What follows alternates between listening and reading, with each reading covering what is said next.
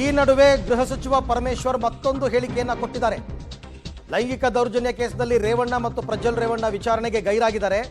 ರೇವಣ್ಣ ಇವತ್ತು ವಿಚಾರಣೆಗೆ ಹಾಜರಾಗೋದಾಗಿ ಹೇಳಿದ್ದಾರೆ. ಒಂದು ವೇಳೆ ವಿಚಾರಣೆಗೆ ರೇವಣ್ಣ ಬರದೇ ಇದ್ರೆ ಬಂಧಿಸಬೇಕಾಗುತ್ತದೆ. ಪ್ರಜ್ವಲ್ ರೇವಣ್ಣಗೆ ಲುಕ್ಔಟ್ ನೋಟಿಸ್ ಅನ್ನ ಜಾರಿ ಮಾಡಲಾಗಿದೆ ಅಂತ ಗೃಹ ಸಚಿವರು ಕೊಟ್ಟಿರೋದು. ಪ್ರಜ್ವಲ್ ರೇವಣ್ಣ ವಕೀಲರು ಸಮಯವನ್ನ ಕೇಳಿದ್ದಾರೆ. ಪ್ರಜ್ವಲ್ ರೇವಣ್ಣಗೆ ಕಾಲಾವಕಾಶವನ್ನು ನೀಡಲು ಸಾಧ್ಯವಿಲ್ಲ ಅಂತ ಪರಮೇಶ್ವರ್ ಹೇಳಿದ್ದಾರೆ. ಅಲ್ಲಿಗೆ ಒಂದು ಕಡೆ ಪ್ರಜ್ವಲ್ ರೇವಣ್ಣ ಕೂಡ ಬೇಗನೆ ಬರಬೇಕು, ಮತ್ತೊಂದು ಕಡೆ ರೇವಣ್ಣ ಇವತ್ತು ವಿಚಾರಣೆಗೆ ಹಾಜರಾಗಬೇಕು. ಆಗಲಿಲ್ಲ ಅಂದರೆ ಅರೆಸ್ಟ್ ಮಾಡಬೇಕಾಗತ್ತೆ ಅಂತ ಗೃಹ ಸಚಿವರಾದಂತಹ ಡಾಕ್ಟರ್ ಪರಮೇಶ್ವರ್ ಅವರು ಕೊಟ್ಟಿರ್ತಕ್ಕಂಥ ಹೇಳಿಕೆ. ಯಾಕೆಂದರೆ ಅವರಿಗೆ ಥ್ರೆಟನ್ ಮಾಡೋದಾಗಲಿ ಅಥವಾ ಬೇರೆ ಬೇರೆ ರೀತಿಯಲ್ಲಿ ಅವರಿಗೆ ತೊಂದರೆ ಮಾಡೋದಾಗಲಿ ಅದೆಲ್ಲ ಆಗಬಾರ್ದು ಅಂಥೇಳಿ ಅವರಿಗೆ ನಾವು ರಕ್ಷಣೆಯನ್ನು ಮಾಡ್ತೀವಿ ಅಂತಕ್ಕಂಥದ್ದನ್ನು ಈಗಾಗಲೇ ತಿಳಿಸಿದ್ದೇವೆ.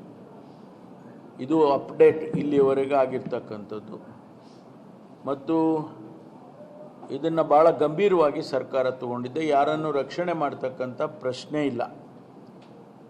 ಈ ಮಧ್ಯೆ ಅನೇಕ ಹೇಳಿಕೆಗಳು ರಾಜಕೀಯ ಮುಖಂಡರುಗಳು ಮಾಡ್ತಾ ಇದ್ದಾರೆ. ಬೇರೆ ಬೇರೆ ಪಕ್ಷದವರು ಮಾಡ್ತಿದ್ದಾರೆ, ನಮ್ಮ ಪಕ್ಷದವರು ಮಾಡ್ತಿದ್ದಾರೆ. ಆದರೆ ಅದೆಲ್ಲವೂ SITಗೆ, ಪೊಲೀಸ್ ಇಲಾಖೆಗೆ ಆ ಹೇಳಿಕೆಗಳು ಅಪ್ರಸ್ತುತ. ಏನು ಫ್ಯಾಕ್ಟ್ ಫೈಂಡಿಂಗ್ ಇರುತ್ತೆ, ಫ್ಯಾಕ್ಚುಯಲ್ಸ್ ಏನಿರುತ್ತೆ ಅದರ ಆಧಾರದ ಮೇಲೆ ತನಿಖೆ ಮುಂದುವರಿಯುತ್ತೆ.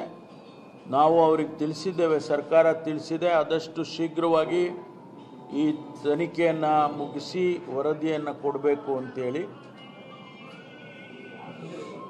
ಸಾವಿರಾರು ವಿಡಿಯೋಗಳು ಇದೆ ಅಂಥೇಳಿ ಅವೆಲ್ಲವನ್ನೂ ಕೂಡ ಅವರು ಕೂಲಂಕುಷವಾಗಿ ಪರಿಶೀಲನೆ ಮಾಡಬೇಕಾಗ್ತದೆ. ಸಮಯನೂ ಹಿಡಿಯುತ್ತೆ.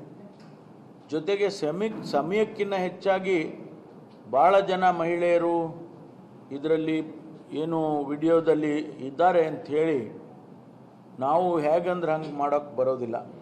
ಅವರ ಭವಿಷ್ಯನೂ ಕೂಡ ಇದರಲ್ಲಿ ಅಡಗಿರ್ತಕ್ಕಂಥದ್ದು, ಅವರ ಕುಟುಂಬಗಳು ಕೂಡ ಇದರಲ್ಲಿ ಅಡಗಿರ್ತಕ್ಕಂಥದ್ದು. ಹಾಗಾಗಿ we cannot treat this as any other case. ಸುಮ್ಮನೆ ಯಾವುದೋ ಒಂದು ಕೇಸಿನ ಥರ ಮಾಡೋದಕ್ಕೆ ಸಾಧ್ಯ ಇಲ್ಲ.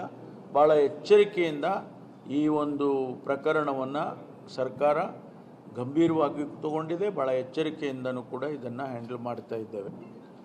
ಇಷ್ಟು ಇದರ ಬಗ್ಗೆ.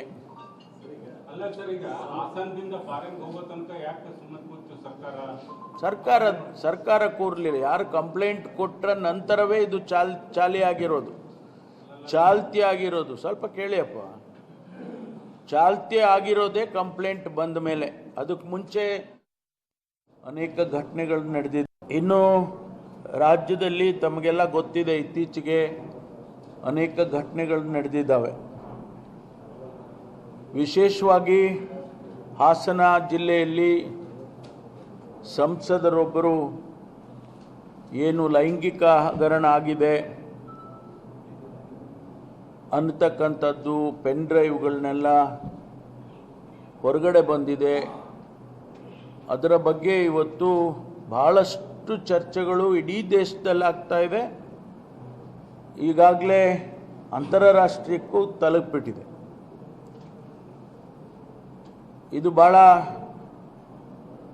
ಗಂಭೀರವಾಗಿರ್ತಕ್ಕಂಥ ವಿಚಾರ.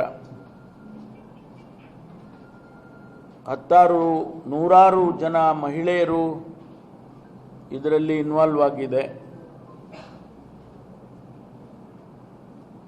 ತಾವು ಕೇಳಬಹುದು, ನೀವು ಒಂದು ವೇಳೆ ಹಿಂದೆ ನಿಮಗೆ ಗಮನಕ್ಕೆ ಬಂದಿದ್ದರೆ ಕ್ರಮ ಯಾಕೆ ತಗೊಳ್ಳಿಲ್ಲ? ಸ್ವಾಭಾವಿಕವಾಗಿ ಯಾರು ಬೇಕಾದರೂ ಕೇಳ್ತಾರೆ ಈ ಪ್ರಶ್ನೆನ. ಆದರೆ ಎಲ್ಲಿಯವರೆಗೆ ಕಂಪ್ಲೇಂಟ್ಗಳು ಬರೋದಿಲ್ಲ. ಯಾಕೆಂದರೆ ಇಂಥ ಸೂಕ್ಷ್ಮ ವಿಚಾರದಲ್ಲಿ ಸುವೋಮೋಟೋ ತಗೊಂಡು ಯಾರದೋ ಜೀವನವನ್ನು ಹಾಳು ಮಾಡ್ತಕ್ಕಂಥ ರೀತಿಯಲ್ಲಿ ಆಗೋದಿಲ್ಲ. ಅದಕ್ಕೆ ಕಂಪ್ಲೇಂಟ್ಸ್ಗಳು ಬರಬೇಕಾಗ್ತದೆ, ಆನಂತರ ಕಾನೂನು ಚಾಲನೆ ಆಗ್ತದೆ. ಹಾಗಾಗಿ ಯಾವಾಗ ಒಬ್ಬ ಮಹಿಳೆ ಕಂಪ್ಲೇಂಟ್ ಕೊಟ್ಟರು, ಅದರ ಆಧಾರದ ಮೇಲೆ ಮಹಿಳಾ ಆಯೋಗ ಸರ್ಕಾರಕ್ಕೆ ಪತ್ರ ಬರೀತು. ಅದರ ಆಧಾರದ ಮೇಲೆ ಸರ್ಕಾರ ಮತ್ತು ಪೊಲೀಸ್ ಇಲಾಖೆ ತತ್ಕ್ಷಣ ಯಾವ ಸಮಯವನ್ನು ಕೂಡ ಕಳೆದೆ CIDಗೆ ವಹಿಸಿ ಅದರಲ್ಲಿ ಸ್ಪೆಷಲ್ ಇನ್ವೆಸ್ಟಿಗೇಷನ್ ಟೀಮ್ ಮಾಡಿ ಈಗಾಗಲೇ ಚಾಲನೆಯನ್ನು ಕೊಟ್ಟಿದೆ. ಬಹುಶಃ ಕಂಪ್ಲೇಂಟ್ ಕೊಟ್ಟಿರ್ತಕ್ಕಂಥದ್ದು